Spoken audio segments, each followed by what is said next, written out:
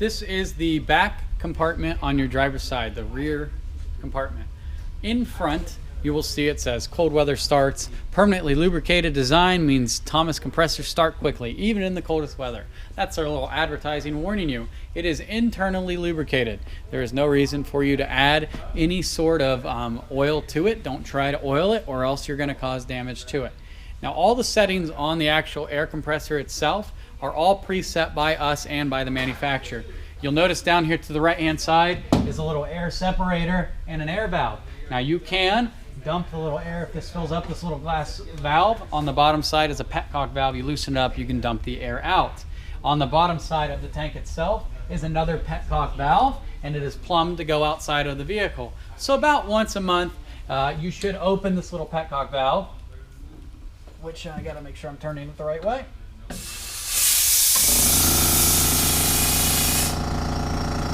And that will allow you to get some of the moisture out of the tank so you don't rust the tank out from the inside out. Behind all of that is the HWH computerized leveling jack pump itself. You will see it says this system is filled with HWH 47369 hydraulic oil. Now you can contact them and they will send you their nice oil, or it's basically just a automatic transmission fluid. You can contact us, we can send you something. It's all up to you. Now, being that it is a hydraulic system, hydraulic fluid does not just evaporate. It doesn't just disappear. As long as you don't have a leak, you should not be low on hydraulic fluid. Your check valve is the little white cap right here in the back. There is a little white cap.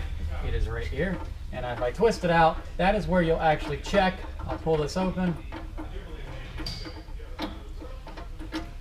And there's actually a little line to where your hydraulic fluid should be at.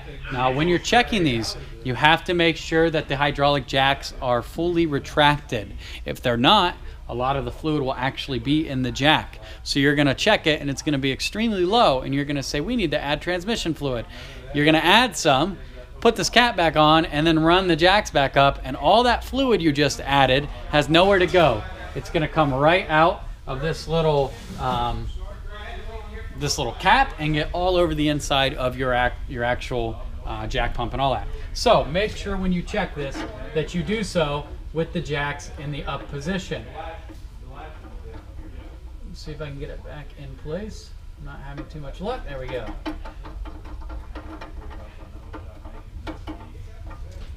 Now there's a couple other little things that I'm going to point out. So one thing, this door is really large, and reaching in there to check on the door, I'm kind of leaning on it. You do not want to put your full weight on this actual door. It's not meant to hold your weight. I know these little cables on the doors look friendly. Do not try to stand on a door, otherwise these cables will pull right out. Now, if you do want to kneel on this door or anything like that, I recommend you get a box of some sort with a padding that won't scratch your paint. Put it under here on the front side of the door, and that way you can actually work inside this compartment. Other than that, don't rely on the straps to hold your body weight. So, on the actual pump itself, there's a switch that says pump run 4-minute run limit. Now, if for some reason the electronic portion of your jack system fails, the actual control board itself, you can actually turn these little solenoid valves. You can flip these in different directions, which they're typically labeled to what they do. Flip them and then run the pump, and it will bring the jacks up or bring them down, being whatever you need.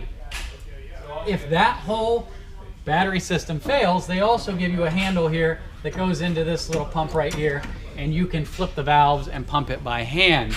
Now, if you ever have to do this, you're probably going to have to contact us first. Your first run is kind of your first confusing time. After that, it's pretty straightforward. Now, it does say pump run 4 minutes. If you use this thing to level it or retract your jacks, do not run it for more than the 4 minutes, or you will burn the hydraulic system up. So if something's resting on that little switch, is why I moved the little cord that was hanging there, and that thing is running constantly, it's going to burn up fairly quickly.